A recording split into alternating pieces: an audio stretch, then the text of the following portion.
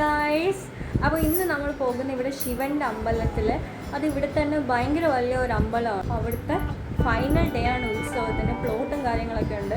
അപ്പോൾ അങ്ങോട്ടാണ് full light വർക്കും കാര്യങ്ങളൊക്കെ ഗൈസ് ഞാൻ കാണിച്ചു തരാം. So let's guys. അങ്ങനെ അമ്പലത്തിൽ എത്തിയ സമയത്ത് മഴ ഉണ്ടായിരുന്നില്ല. ചെറുതായിട്ട് ഇങ്ങനെ പൊടിയുന്നേ ഉണ്ടായിരുന്നുള്ളൂ. അതൊന്നും കുഴപ്പമുണ്ടായിരുന്നില്ല. വന്നപ്പോൾ തന്നെ അത്യാവശ്യം നല്ല തിരക്കും കാര്യങ്ങളൊക്കെ ഉണ്ടായിരുന്നു. ചെറുതായിട്ട് വണ്ടി പോകുന്നുണ്ടായിരുന്നു. പക്ഷേ ലൈറ്റും കാര്യങ്ങളും കഴിഞ്ഞ പ്രാവശ്യത്തെ വെച്ച് നോക്കുമ്പോൾ കുറവായിരുന്നു. അത് ഈ മഴ കൊണ്ടാണ് ഗൈസ്. അതുകൊണ്ട് തന്നെ പ്ലോട്ടും കാര്യങ്ങളും കാണാൻ സാധിച്ചിട്ടില്ല. 2-3 സാധിച്ചുള്ളൂ. കഴിഞ്ഞ വർഷം ഇങ്ങനെ റോഡിൽ കൂടെ ഇങ്ങനെ വണ്ടിയിൽ ഇങ്ങനെ ഓരോന്നായിട്ട് ഇങ്ങനെ കൊണ്ടുപോകുമായിരുന്നു.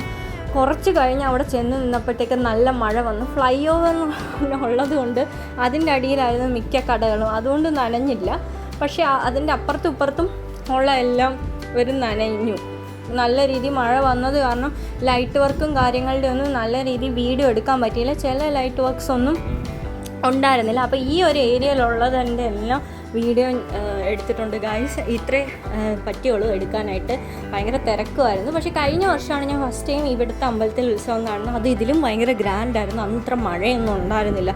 ഇതിപ്പോൾ മഴ വന്നപ്പോൾ കുറച്ച് നല്ല രീതിയിൽ പുറകിലോട്ടായി പോയി. എങ്കിലും അത്യാവശ്യം തരക്കേടില്ലാത്ത രീതിയിൽ ഉണ്ടായിട്ടുണ്ട്. പിന്നെ ഗായ്സ്, കഴിഞ്ഞ വർഷത്തെ വെച്ച് നോക്കുമ്പോൾ ഈ വർഷം ഒരു വ്യത്യാസം എനിക്ക് ഫീൽ ചെയ്ത് എന്താണെന്ന് വെച്ചാൽ ഇവിടെ തെയ്യം ഉണ്ടായിരുന്നു. തെയ്യത്തിൻ്റെ ആ ഒരു നല്ല ഞാൻ കണ്ടിട്ടില്ല ഇതുവരെ നേരിട്ട്. പക്ഷേ അപ്പുറത്തെ സൈഡിലായിരുന്നു അത് നടന്നുകൊണ്ടിരിക്കുന്നത്. ഞങ്ങൾ നോക്കിയപ്പോൾ നല്ല ക്രൗഡൊക്കെ ആയിരുന്നു.